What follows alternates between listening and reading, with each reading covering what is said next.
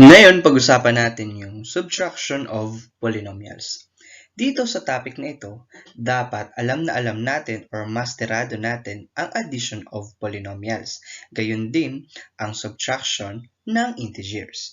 Dahil sa topic na ito, i-apply natin ang rule na we're going to change the sign of the subtrahend. So, papalitan natin ang sign ng mga terms ng subtrahend bago tayo mag-proceed or after changing it, magpo-proceed tayo sa addition ng polynomials. So, that is the rule in subtracting polynomials.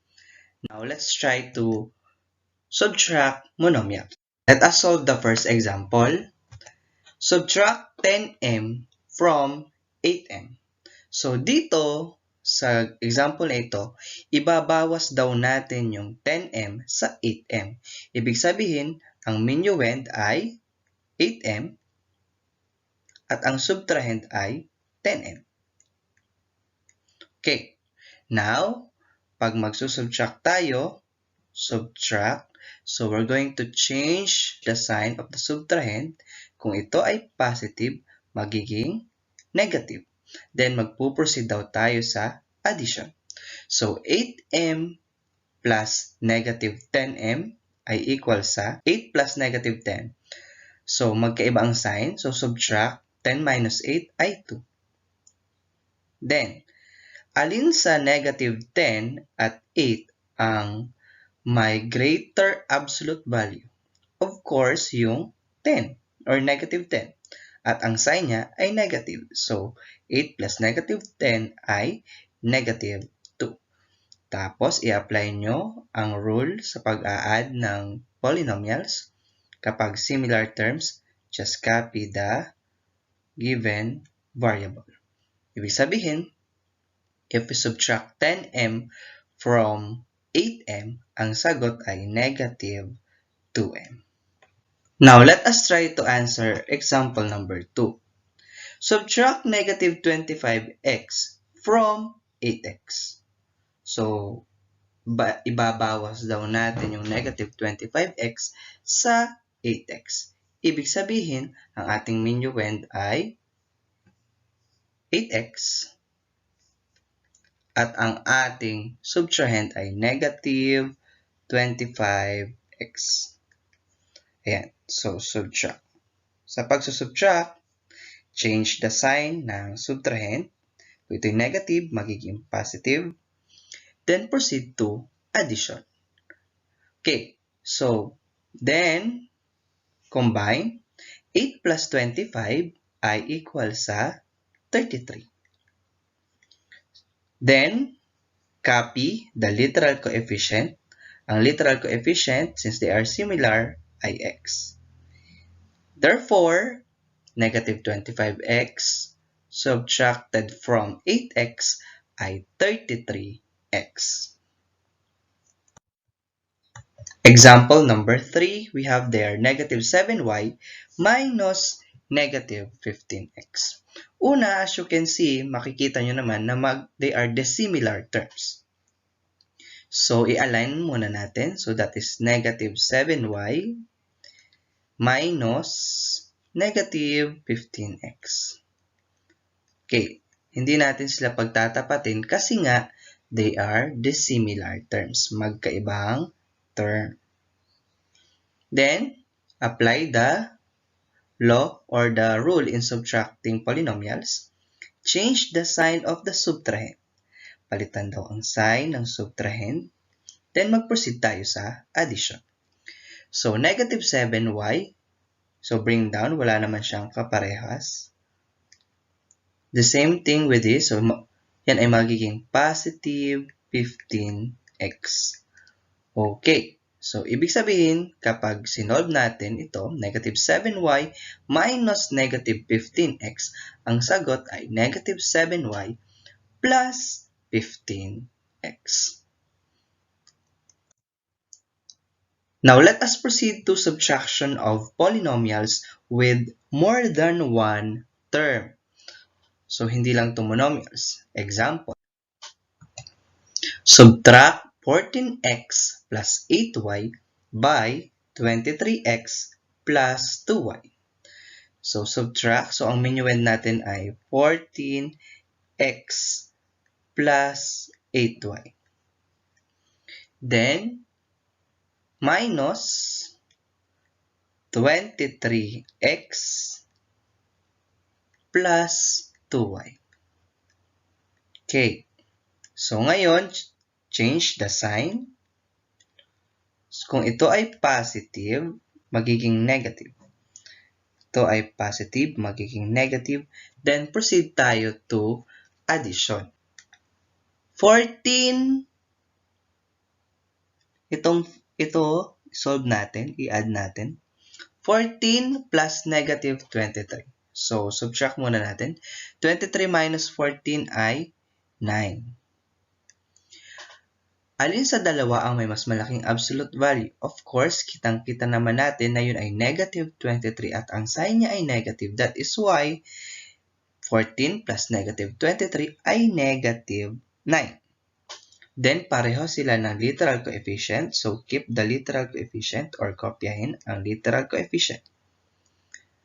Then, proceed tayo to the next one. 8y plus negative 2y. So, dito muna tayo sa numerical.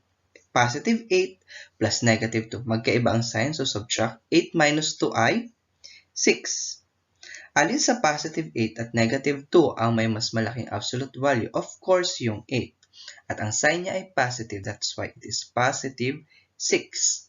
Then, kopyahin ang literal coefficient na ginamit, which is y. So, ibig sabihin, if we subtract 14x plus 8y by 23x plus 2y, ang sagot ay negative 9x plus 6y. Let us proceed to the second example. 5x plus 9 minus 2x plus 1. Okay, so isulat natin in vertical method. So that is 5x plus 9 minus 2x plus 1. So, sa paggamit ng vertical method, make sure i-align ninyo kagaya ng sa addition of polynomials according to the term with similar or with the same literal coefficient. Ayan. So, dito, una, change the sign of the subtrahend. Okay? Kung ito ay positive, magiging negative. Kung ito ay positive, magiging negative. Then, proceed to addition. So, 5x plus negative 2x. So, as you can see, magkaiba ang sign nitong dalawa. So, magiging 5 minus 2 ay 3. Alin sa 5 at negative 2 ang may mas malaking absolute value? Of course, yung 5 at ang sign niya ay positive. So, that is equal to positive 3. Then, kopyahin ang ginamit na literal coefficient since they are similar terms, that is equal to x. So, 5x plus negative 2x ay 3x. Next, positive 9 plus negative 1. So, magkaiba ang sign. Subtract 9 minus 1 ay 8.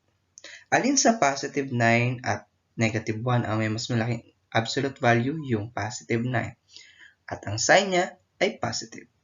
Ibig sabihin, 5x plus 9 minus 2x plus 1 ay 3x 8. Last example. We have there 5y squared plus 10y minus 3y minus 12. Okay, so dito isulat muna natin 5y squared plus 10y. Ngayon, isusubtract natin daw yung 3y minus 12. So, as you can see, 3y, hindi pwedeng itapat dito sa 5y squared kasi nga magkaiba sila or they are dissimilar terms. So, itatapat natin dito sa 10y. So, that is 3y minus 12. Okay. I-apply natin yung rule, change the sign ng subtrahend. Ito pala. Ito ay positive, magiging negative. At kung ito ay negative, magiging positive. Then, magpuproceed tayo to addition. Okay. So, 5y squared, walang katapat. So, bring it down. 10y minus 3y. 10y plus negative 3y. So, magkaiba ang sign. Subtract 10 minus 3 ay 7. Alin sa positive 10 at negative 3 ang may mas malaking absolute value? Of course, yung positive 10. The sign is positive. Then, they are similar terms. Copy the literal coefficient. Then, bring down positive 12. Yan. Ibig sabihin, kapag in-add natin yung 5y squared plus 10, sinubtract pala natin yung 5y squared plus 10y by 3y minus 12, ang sagot ay 5y squared plus 7y plus 12. Okay, answer the following problems by performing the indicated operation. Kindly write or isulat ninyo ang inyong sagot sa comment section. Number 1, subtract 8a squared minus 2a by 5a squared plus 3a. Number 2, subtract x squared minus 7 from 10x squared plus 5. And number 3, subtract 8j minus 3k by 3k plus 6m. So that would be all. Thank you and God bless. So see you next time. Bye-bye.